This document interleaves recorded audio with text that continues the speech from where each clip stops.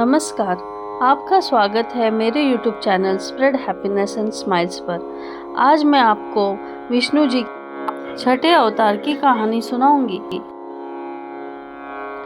पृथ्वी पर एक समय सत्ता के मद में चूर होकर क्षत्रिय राजा अपने धर्म से विहीन हो गए और प्रजा पर अत्याचार करने लगे। तब भगवान विष्णु ने क्षत्रियों को धर्म के मार्ग पर लाने के लिए परशुराम अवतार लिया।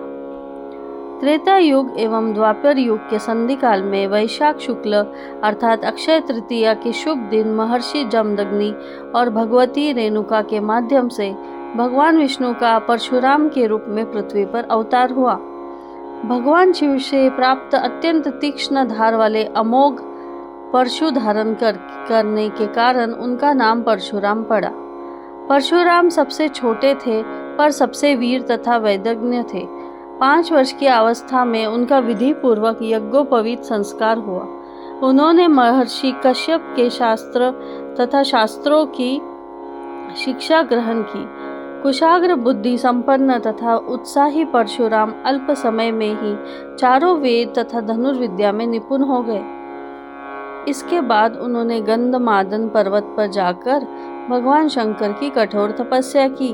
भगवान शंकर को प्रसन्न करके परशुराम जी ने उच्च कोटि की धनुर्विद्या और विभिन्न प्रकार के अस्त्र शस्त्र प्राप्त किए।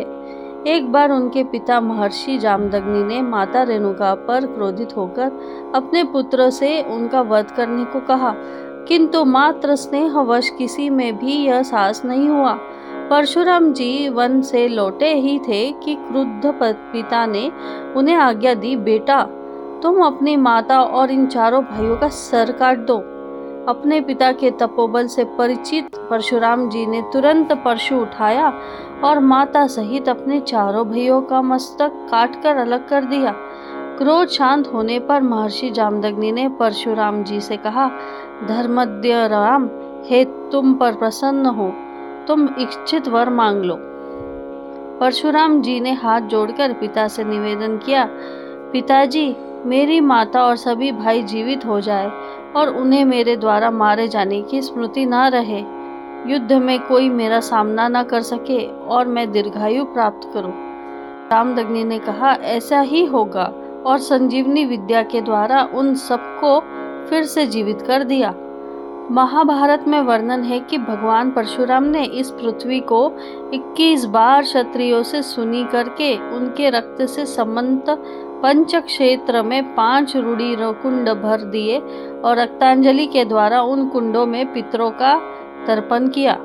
तर्पण के समय उन्होंने अपने पितरों का साक्षात दर्शन किया। पितृगण परशुराम जी के पास आकर बोले, हे महाभाग, तुम्हारी पितृभक्ति और पराक्रम से हम बहुत प्रसन्न हैं। तुम्हें जिस वर की अभिलाषा है मांग लो। इस पर परशुराम जी ने कहा, पितृगणों, मैंने क्रोधवश क्षत्रिय वंश का विध्वंस किया है। इस पाप से मैं मुक्त हो जाऊं और मेरे बनाए ये सरोवर पृथ्वी में प्रसिद्ध हो जाए। ऐसा ही होगा। यह कहकर पितरों ने उन्हें वरदान दिया और इस घोर कर्म से उन्हें रोका। महाबली परशुराम ने क्षत्रियों को जिस भूमि को हस्तगत किया था उस भूमि को अश्वमेध यज्ञ के आचार्य महर्षि कश्यप को दान में दे दिया और स्वयं तपस्या में प्रवृत्त हुए। ये थी भगवान परशुराम की कथा। अगर आपको यह कथा बहुत अच्छी लगी तो कृपया मेरे चैनल को सब्सक्राइब कीजिए, शेयर कीजिए और लाइक कीजिए। धन्यवाद।